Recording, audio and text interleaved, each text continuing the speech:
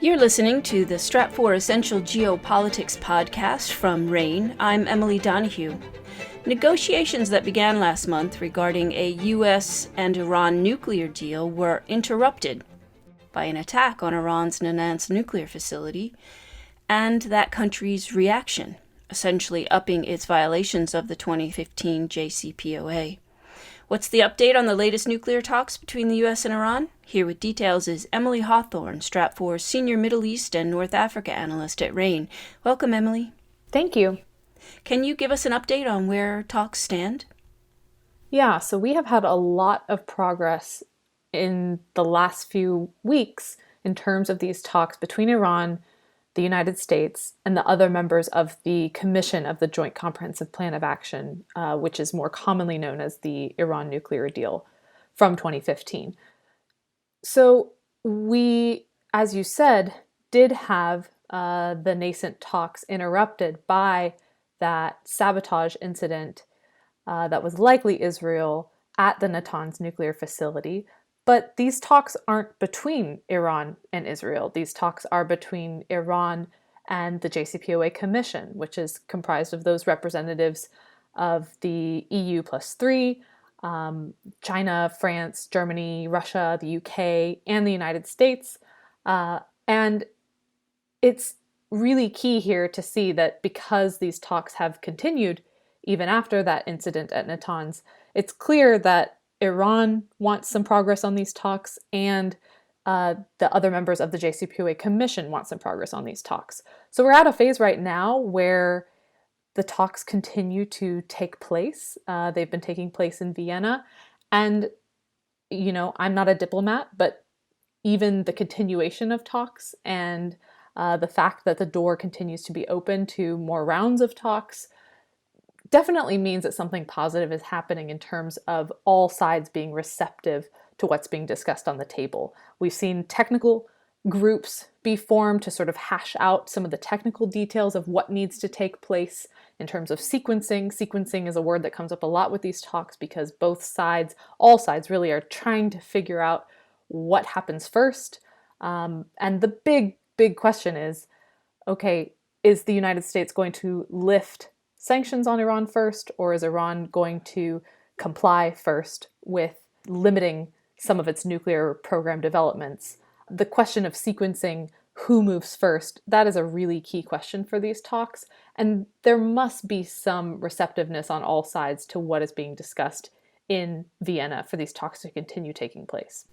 Well, Emily, you talked about the sequencing, and I know that Stratfor has also published information about the upcoming presidential election in Iran.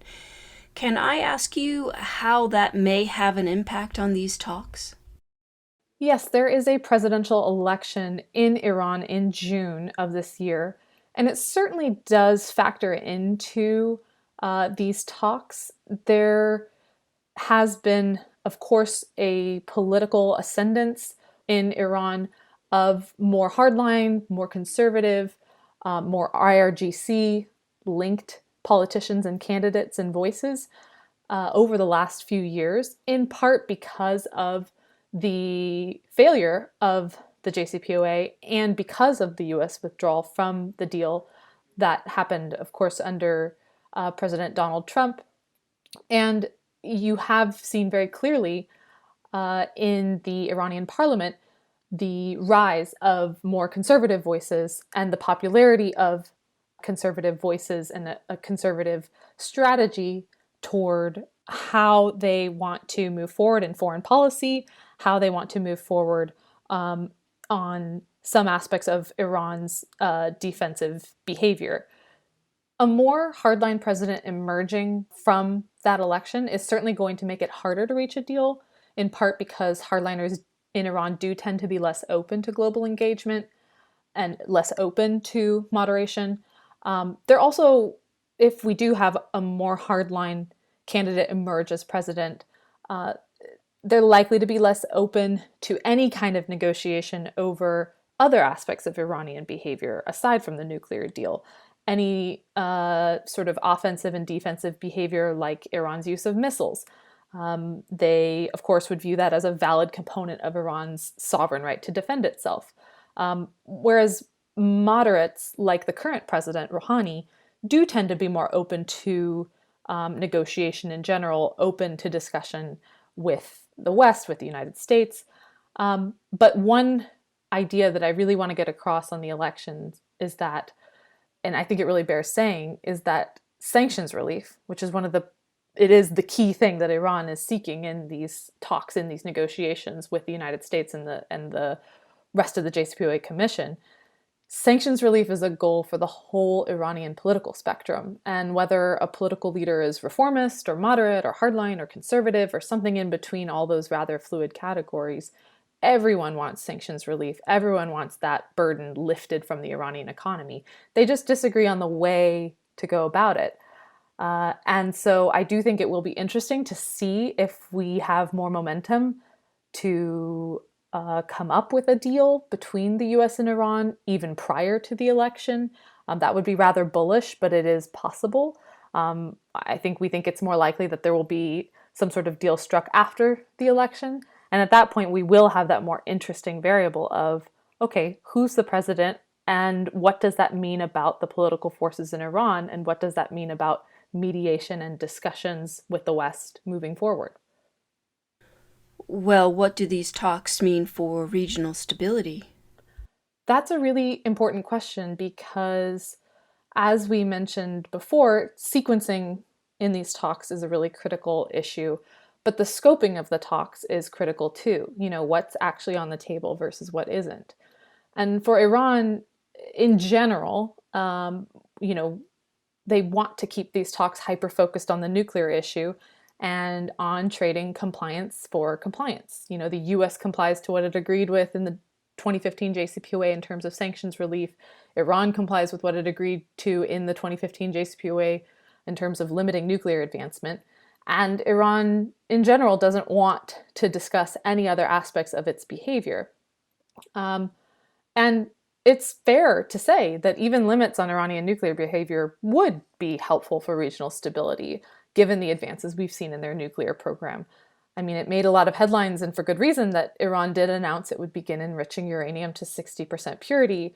And that matters a lot because it does put Iran closer to nuclear breakout or being able to develop nuclear weapon grade uranium. So the rub with these talks, these sort of nascent talks that we're seeing in Vienna, is that they don't touch on other aspects of Iranian behavior. The original JCPOA was drafted. It was designed, according to some of those involved with the drafting, it was designed to be a starting point for negotiations on Iran's nuclear program, freeze progress made there, and that would perhaps enable a conversation on other things, like Iran's regional militia activity or Iran's ballistic missile program. It was never supposed to solve everything that is concerning to the US government about Iran's behavior regionally and globally. Or its neighbors. And I'm glad that you mentioned that because, those neighbors, regional actors like Saudi Arabia and the UAE and Bahrain, they're legitimately concerned about all those aspects of Iranian behavior to different degrees. Saudi Arabia's government has a different view on Iran than the Emirati government does. It's all very nuanced. But they certainly are concerned about Iranian ballistic missile advancements. They're absolutely very concerned about Iran's support for regional militias, including the Houthi rebels in Yemen. So they are no doubt going to welcome any agreement that limits Iran's nuclear behavior, but they also want to make sure that their security vis-a-vis Iran is preserved and is something that the United States cares about, and it's not at this stage something that's factoring into these talks at all, which means that those big looming questions about regional stability are still there, even if these talks lead to any sort of initial deal that then sort of lowers the threat profile related to the nuclear program and lowers the threat profile related to Iran, harassing maritime traffic or launching certain types of cyber attacks as part of its negotiating strategies and building leverage toward achieving sanctions relief. And then the last thing I'll say is Israel, another regional actor, is absolutely not okay with any deal that just limits Iran's nuclear behavior and doesn't limit other aspects of Iran's behavior. And so the Israel-Iran conflict continues, certainly, no matter what happens with these nascent talks in Vienna. So the question of regional stability is still quite a serious one, even if something emerges from these talks that helps lower the threat that Iran's nuclear program presents to the region and to the world. Emily Hawthorne is Stratfor Senior Middle East and North Africa Analyst at RANE. Thank you, Emily. Thank you. Stay up to date on the latest geopolitical developments and analysis of Iran and the Middle East with Stratfor Worldview. Sign up for our free newsletter at worldview.stratfor.com. That's worldview.stratfor.com. I'm Emily Donahue. Thanks for listening.